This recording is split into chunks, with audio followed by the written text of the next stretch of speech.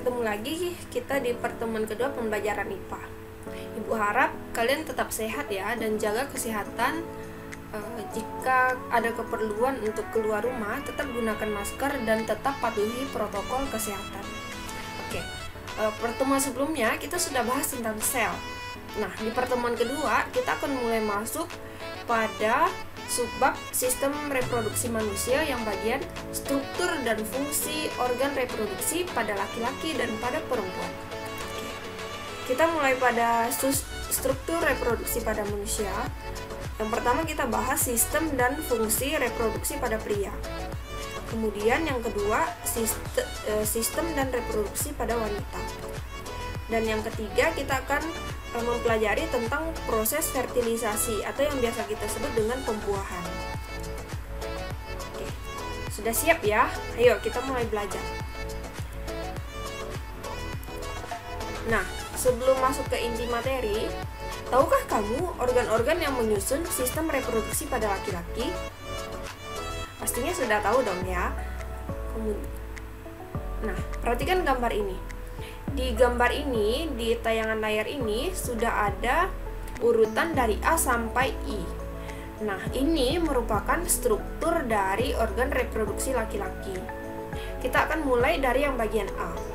Yang bagian A yang ditunjuk dengan kursor, bagian A menunjuk ke bagian saluran ini. Nah, yang disebut vas deferens. Nah, lalu yang bagian B itu menunjuk pada saluran yang berwarna merah. Nah, bagian ini kita sebut dengan uretra atau saluran urin atau yang disebut saluran kencing. Yang bagian C yang berbentuk seperti belalai itu namanya penis. Oke. Lalu yang bagian D itu anak-anak, itu adalah bagian terluar yang berbentuk seperti kantung. Nah, bagian ini kita sebut dengan skrotum atau pembungkus testis. Kemudian yang bagian E itu bagian yang ini, yang seperti telur. Nah, bagian ini kita sebut dengan testis. Lalu yang F, bagian F itu menunjuk ke bagian yang berada di dekat testis, yang berbentuk seperti koma. Nah, bagian ini kita sebut dengan epididymis. Lalu yang bagian G ini adalah yang berbentuk seperti kacang kecil, itu namanya kelenjar Koper.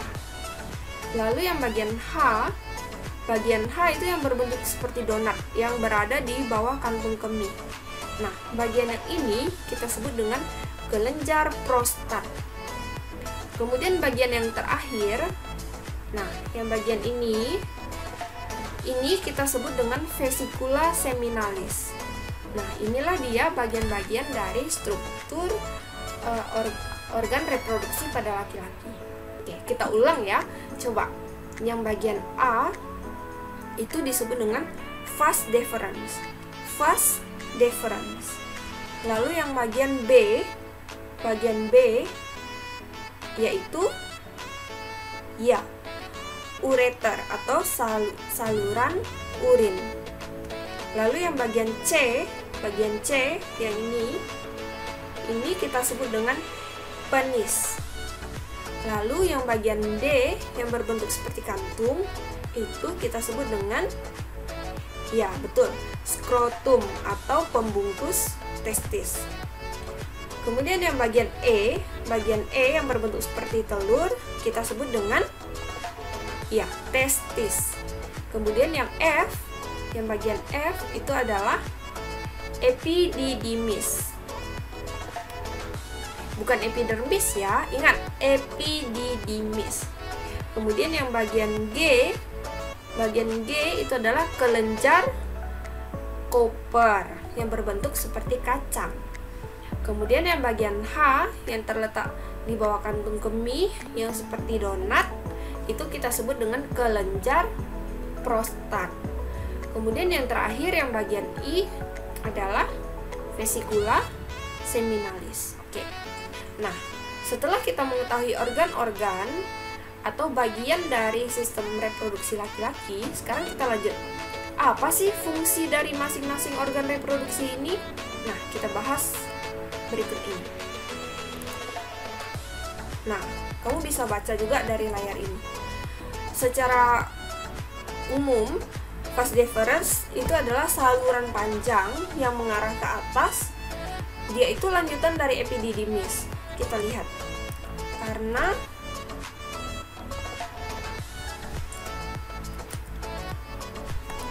ini sambungan dari epididymis yang mengarah ke atas. Nah, bagian kedua itu uretra atau yang kita sebut tadi saluran kencing atau saluran urin.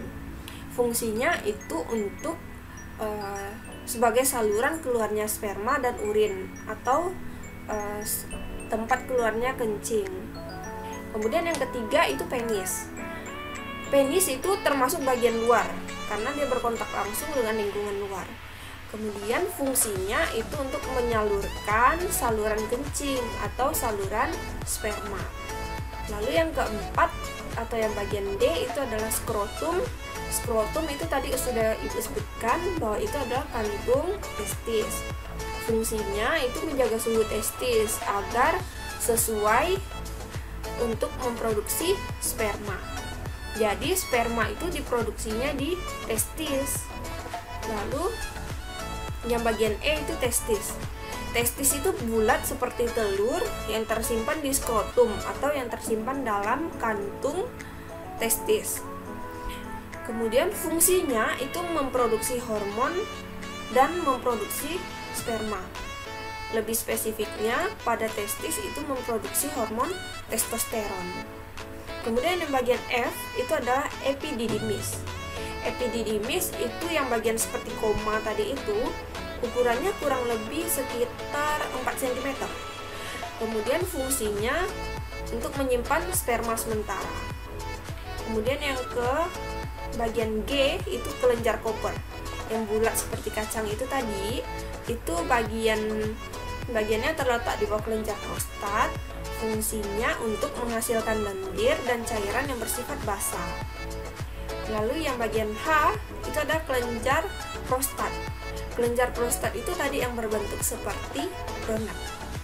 Nah, bagian ini berfungsi untuk menghasilkan cairan yang bersifat asam. Kalau kelenjar prostat menghasilkan cairan yang bersifat asam. Nah, bagian terakhir itu adalah kelenjar vesikula seminalis. Ya, bagian yang terakhir yang berbentuk seperti kantung kecil tadi. Kurang lebih ukurannya sekitar 5 cm. Kemudian fungsinya menghasilkan zat-zat yang lain yang diperlukan untuk perkembangan sperma.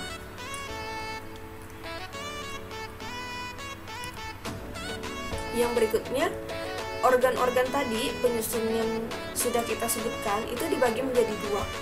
Ada yang disebut dengan alat kelamin bagian luar, ada juga yang disebut dengan alat kelamin bagian dalam.